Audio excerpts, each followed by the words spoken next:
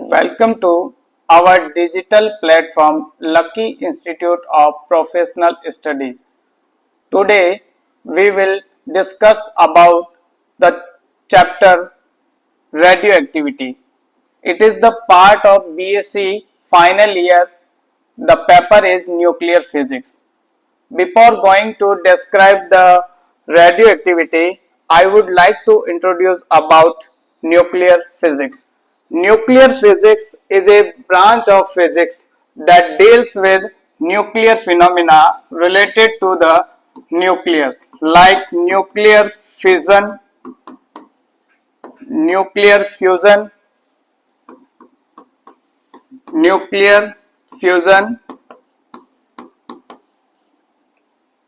and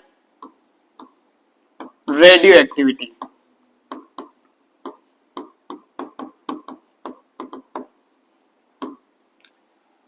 nuclear physics में basically हम nuclear नाभिकीय संलयन, नाभिकीय विखंडन तथा रेडियोएक्टिविटी के नियमों की बात करते हैं। नाभिकीय संलयन में जब दो हल्के नाभिक मिलकर एक बड़ा नाभिक बनाते हैं तो इस फिनोमिना को हम न्यूक्लियर फिजन कहते हैं। We can say nuclear fusion. In nuclear fusion, एक भारी नाभिक जैसे यूरेनियम 92-238, वो दो हल्के नाभिक थोरियम 234-90 तथा अल्फा पार्टिकल में डिसइंटीग्रेट होता है, तो इस प्रकार के फिनोमिना को हम न्यूक्लियर फ्यूजन कहते हैं। So now we will discuss the our main topic radio activity.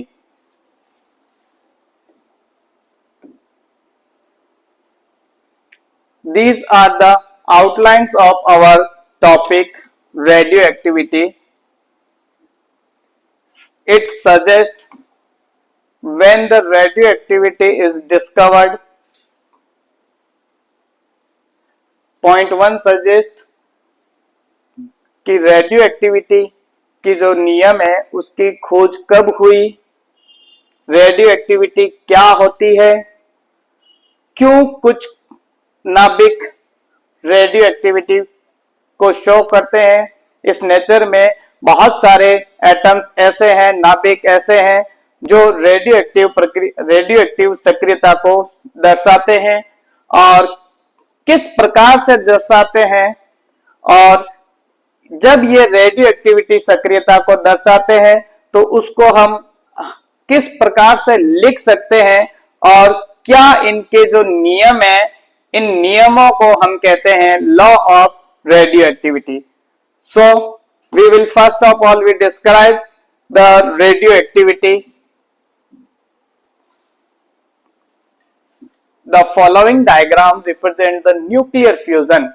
ये जो आपके सामने एक चित्र है, ये चित्र ये सजेस्ट कर रहा है कि यहाँ पे न्यूक्लियर फ्यूजन हो रहा है। ये डायग्राम नाभिकीय विखंडन तथा उससे निकलने वाली नाभिकीय ऊर्जा को प्रदर्शित कर रहा है।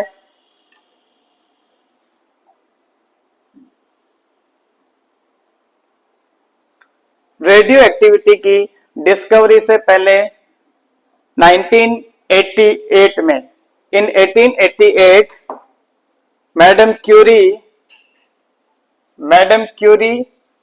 And Pierre Curie,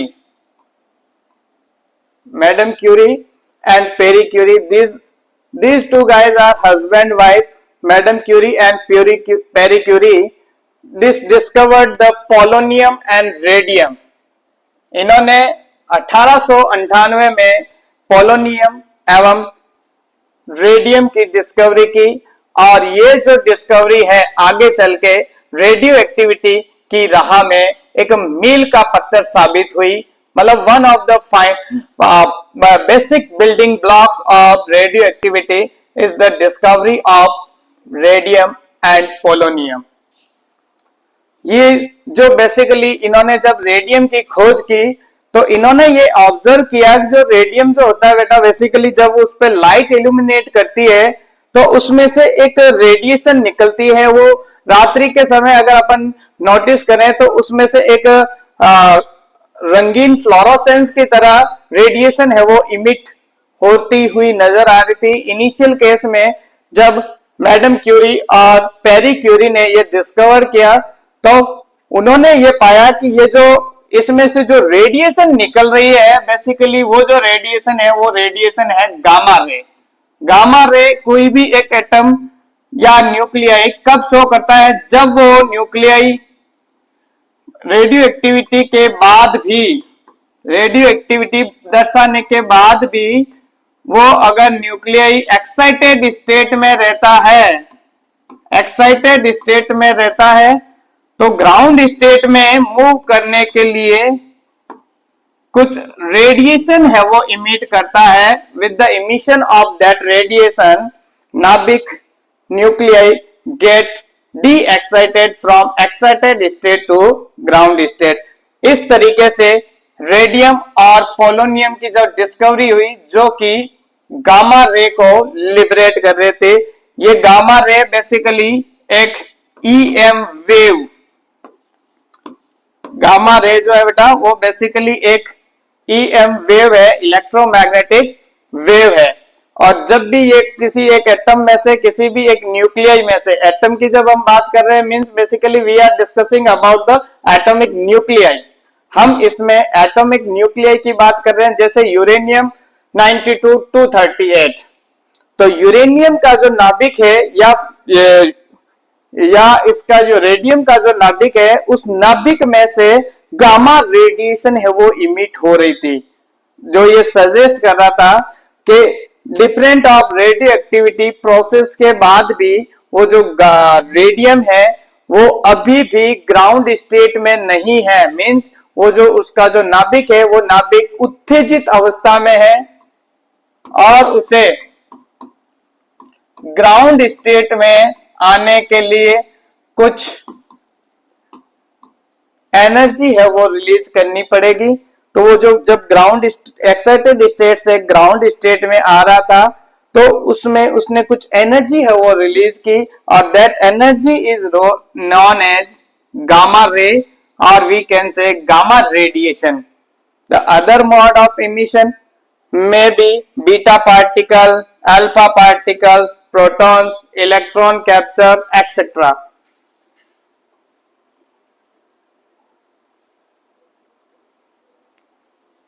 So, what is the meaning of radioactivity? This suggests that the radioactivity is a spontaneous process. Radioactivity is a spontaneous process or it is the process of disintegration of highly unstable atomic।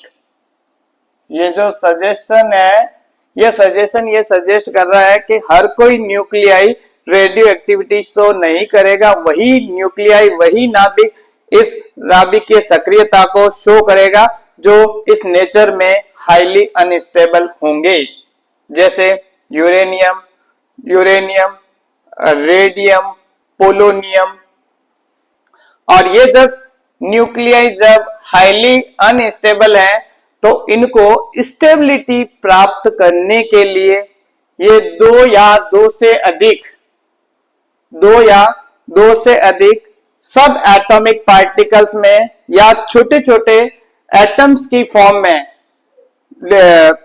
Disintegrate होते हैं via loss of energy. इस प्रक्रिया में energy का loss होता है with the emission of emitting radiation की form में ये इमिशन होता है, जैसा कि alpha particle decay, beta decay basically दो प्रकार का होता है, beta minus decay, beta plus decay. This radiation can take the form of alpha particle, beta particle और गामा रेज। रेडियो एक्टिविटी एक प्रक्रिया है जिसमें एक अत्यंत अस्थिर परमाणु नाभिक का विघटन होता है, और ये विघटन जब होता है तो इस प्रक्रिया में ऊर्जा का हानि होती है, और ऊर्जा विकिरण के रूप में, ऊर्जा जो है विकिरण के रूप में निकलती है, और दो या दो से अधिक छोटे नाभिकों का निर्माण होता है। फॉर एग्जाम्पल, यूरेनियम का जब अल्फा क्षय होता है, यूरेनियम का अल्फा क्षय होता है, देखिए किस तरीके से यूरेनियम जो है एक अल्फा डीके को रिप्रेजेंट करते हैं। Uranium 92 238 alpha decay. तो इस अल्फा डीके में के कारण यहां थोरियम बनेगा 90 और 234 प्लस 2He4 प्लस एनर्जी। तो ये रिएक्शन, न्यूक्लियर रिएक्शन जो है ये सजेस्ट कर रहा है कि किस तरीके से यूरेनियम में जब अल्फा डीके होता है तो उससे थोरियम और हीलियम बनता है। Helium atom is the doubly ionised nuclei of helium atom suggest it is alpha particle. इसी को ही हम अल्फा पार्टिकल है वो सजेस्ट करते हैं। The phenomena of radioactivity was discovered by Henry Becquerel। Radio activity की जो बेसिक डिस्कवरी है वो हेनरी बैकरल ने की है, जबकि रेडियम और पोलोनियम की जो डिस्कवरी है मैडम क्यूरी और पेरी क्यूरी ने की है जो 1898 में, जबकि रेडियो एक्टिविटी की जो डिस्कवरी है वो 1986 में। The radiation emitted were called, उस समय रेडियो एक्टिविटी के दौरान जो रेडिएशन इमिट हो रही थी उस रेडिएशन को हेनरी बैकरल के सम्मान में बैकरल रेडिएशन कहा गया, और दूसरा यूरेनिक रेज कहा गया। The Pierre Curie and Marie Curie introduce the term radioactivity. जो रेडियो एक्टिविटी आज जिस रेडियो सक्रियता को हम पढ़ते हैं, रेडियो एक्टिविटी, रेडियो धर्मिता को जो हम पढ़ते हैं, ये जो शब्द पेरी क्यूरी और मैडम क्यूरी ने दिए हैं। पेरी क्यूरी और madam Curie are two these scientists which obtained the Nobel Prize in both physics and chemistry also। Pierre Curie और मैडम क्यूरी को रेडियम, पोलोनियम और रेडियो एक्टिविटी की discovery के लिए फिजिक्स और केमिस्ट्री में नोबेल प्राइज दिए गए हैं। फिजिक्स में रेडियो एक्टिविटी के लिए नोबेल प्राइज दिया गया, जबकि केमिस्ट्री में रेडियम और पोलोनियम की डिस्कवरी के लिए ये नोबेल प्राइज दिया गया।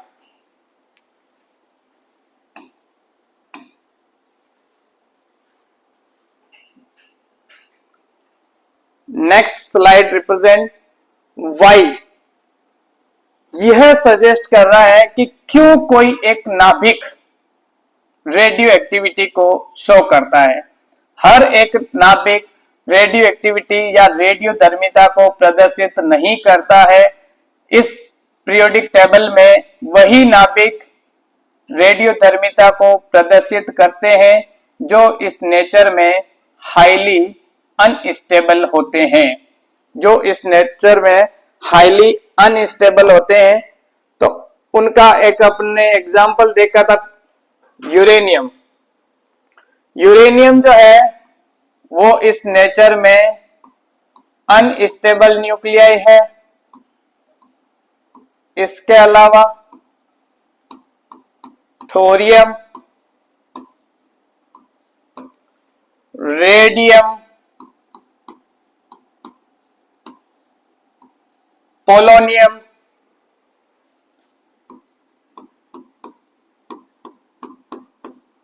पोलोनियम जिसके सबसे ज्यादा आइसोटॉप्स हैं, सबसे ज्यादा अपर ग्रुप जो है वो पोलोनियम के हैं। और ये जो एटम्स हैं, ये जो न्यूक्लियाई मैंने यहाँ एग्जांपल दिए हैं, यूरेनियम, थ्योरियम, रेडियम, पोलोनियम, यही बेसिकली रेडियो एक्टिविटी को शो करते हैं। और क्यों शो करते हैं, तो उसका कारण है बेटा ये नेचर में इनको स्टेबिलिटी गेन करनी है, और स्टेबिलिटी गेन करने के लिए ये रेडियो एक्टिविटी प्रोसेस को शो करते हैं। और इस प्रोसेस में एनर्जी का लॉस होता है in term of radiation via loss of energy. For example alpha decay, beta decay and gamma DK.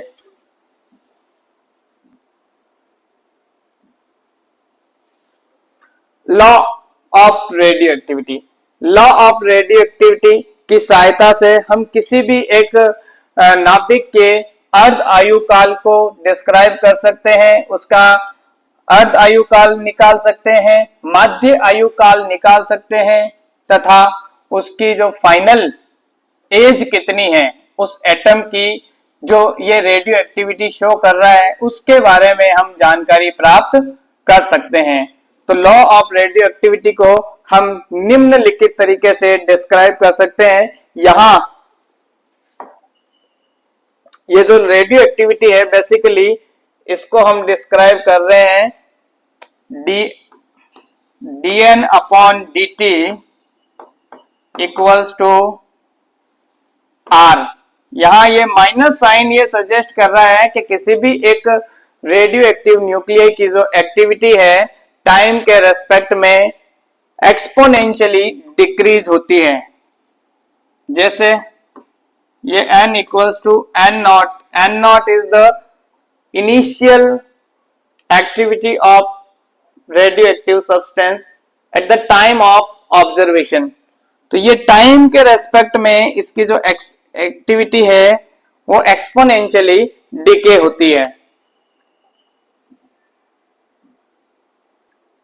The unit of radioactivity is becquerel. 1 becquerel equals to 1 decay per second. 1 decay per second मतलब एक नाभिक जो है उसमें से एक atom का या यूं कहें एक बार उसका डिके हो चुका है पर second. Other unit is the Curie. Curie 1 Curie equals to 3.7 into 10 to the power 10 into 10 to the power 10 decay per second. This is the another unit of radioactivity to measure it. Now the law of radioactivity can be explained via this derivation where let n equals to n naught is the initial activity of an atom at t equals to 0 पर। t equals to 0 पर माना किसी नाभिक की प्रारंभिक सक्रियता n not है, तो by the law of radioactivity dN upon dt is directly proportional to n। जब प्रोपोर्शनलिटी का साइन एलिमिनेट करेंगे तो हमारे पास dN upon dt equals to minus lambda n. Lambda is the decay constant. Lambda is decay constant, क्षय नियतांक, क्षय नियतांक। So dN upon dt equals to minus lambda not dN by dt. So by simplification this we can explain that the n equals to n naught e to the power lambda t. This is the known as law of radioactivity. N equals to n naught is known as law of radioactivity. This graph suggests the law of radioactivity in this manner that n equals to n naught e to the power lambda t. Law of radio activity से हम ये find out कर सकते हैं कि कितने समय बाद में इस नाभिक की सक्रियता घटकर आधी रह जाती है या 1/4 रह जाएगी। तो ये जो समय है, ये समय हम जैसे यहां से हम ऑब्जर्व कर रहे हैं n equals to n naught पे उसकी जो एक्टिविटी थी मान लो 100%, तो इसकी एक्टिविटी जिस समय घटकर आधी रह जाएगी, जिस समय घटकर आधी रह जाएगी उस समय को हम उसका अर्ध आयुकाल कह सकते हैं। तो ये जो डायग्राम है, ये जो ग्राफ है, वो सजेस्ट कर रहा है कि कंटिन्यूअसली जो एक एटम है या न्यूक्लियाई है उसका टाइम के रेस्पेक्ट में डिसइंटीग्रेशन हो रहा है, उसका लगातार क्षय हो रहा है। और ये जो इक्वेशन है, इसी इक्वेशन को हम कहते हैं लॉ ऑफ रेडियोएक्टिविटी या रदरफोर्ड-सोडी लॉ।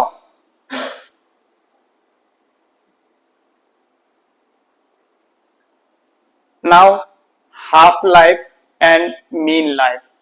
हाफ लाइफ किसी भी नाभिक के लिए वह लाइफ होती है या वह आयुकाल होती है जब उसकी एक्टिविटी घटकर आधी रह जाती है। तो अभी मैंने उस ग्राफ के थ्रू भी एक्सप्लेन करने की कोशिश की है कि हाफ लाइफ क्या होती है। अर्ध आयुकाल उस समय को कहते हैं जिसमें किसी रेडियो एक्टिव सैंपल की सक्रियता घटकर आधी रह जाती है, उसे अर्ध आयुकाल कहा जाता है या हाफ लाइफ कहा जाता है।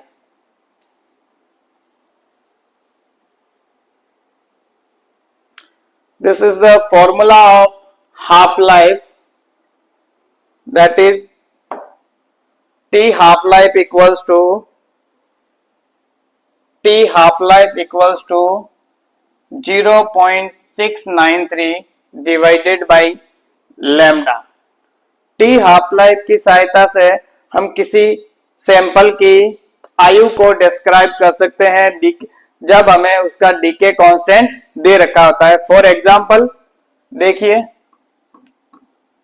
यूरेनियम 92-238, इसका जो डीके कांस्टेंट है वो है 1.54 इंटू 10⁻⁻10 ईयर्स।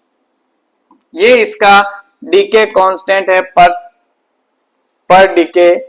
तो इसके लिए हमें टी हाफ लाइफ निकालना है, तो T half life equals to 0.693 divided by 1.54 into 10⁻⁻10। तो टी हाफ लाइफ जब हम इसको कैलकुलेट करेंगे तो वो T half life 0.45 into 10⁻+10 years. तो इस प्रकार अगर हमें उस एटम की उस न्यूक्लियाई का सनियतांक अगर दिया गया हो तो हम उस न्यूक्लियाई का अर्ध आयुकाल को ज्ञात कर सकते हैं, प्रिडिक्ट कर सकते हैं। इसका मतलब ये हुआ कि अगर हमारे पास अभी एक यूरेनियम 92-238 का एक रेडियो एक्टिव सैंपल है और इस समय हम ये मान लेते हैं कि इसकी जो एक्टिविटी है वो 100% है, तो ये जो रिजल्ट है ये सजेस्ट कर रहा है कि 0.45 इंटू 10⁻10 ईयर्स के बाद में इसकी जो सक्रियता है वो घटकर आधी रह जाएगी। That is the known as half life of uranium atom 0.45 into 10⁻10 years।